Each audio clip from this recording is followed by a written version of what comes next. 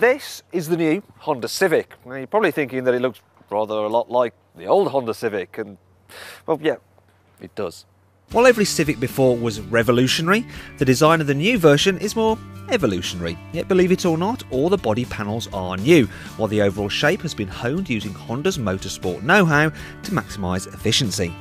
The diesel Civic is fitted with these little plastic fins, and they help smooth the airflow over the back end of the car and reduce the car's carbon dioxide output by 1 gram per kilometre. That means that if you do 10,000 kilometres, which is about 6,000 miles, you help save this much carbon entering the environment. Now that gives me a nice segue to talk about the Civic's class-leading boot. Before we go any further, let's just hide this nasty carbon away under this secret underfloor storage area, which, as you can see, is huge. And the boot itself, that's massive as well. I mean, look at that. You've got loads of space in there.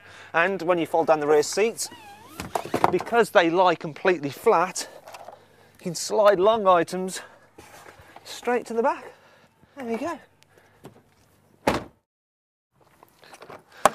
Another great thing about the Civic is that the rear doors open to 90 degrees, so that gives you great access to the cabin.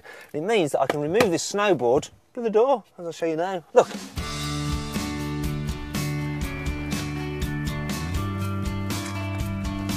So that was easy, and my edges didn't actually cause any damage, which is good news.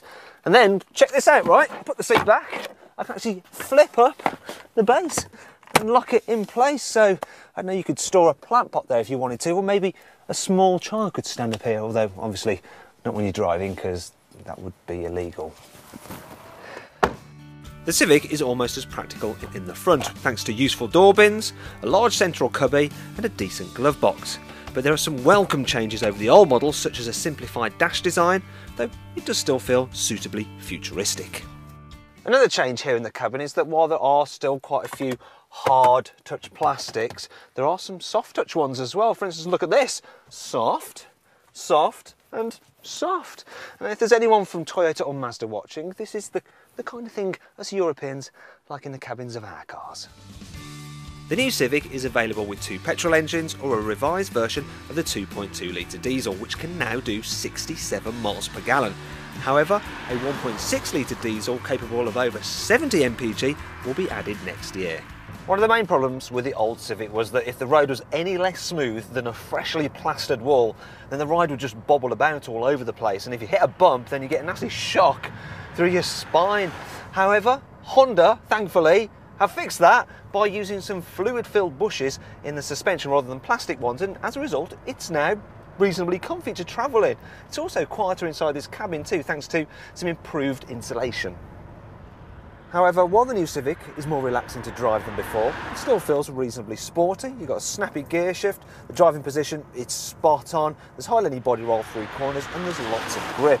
That said, it's still not as engaging to drive on a twisty back route such as this as, say, something like a Ford Focus, because the steering, while it's nice and light for in town, it just feels overly assisted when you're going at higher speeds. And that brings me onto the Civic's downsides, and one of the problems is one that existed on the old car actually. That's the fact that the rear spoiler affects visibility out the back window.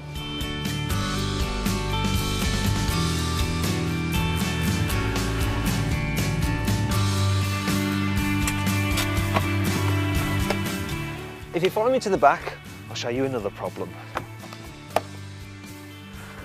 Now, if I just shuffle across, you'll see that, well, knee room is not particularly special, and the footwell, it's rather small, so your feet feel a little bit cramped, you can't really move them about much. But the worst thing of all has to be this. The sloping roof means that, well, my head is touching the ceiling, and I'm only 5'10½".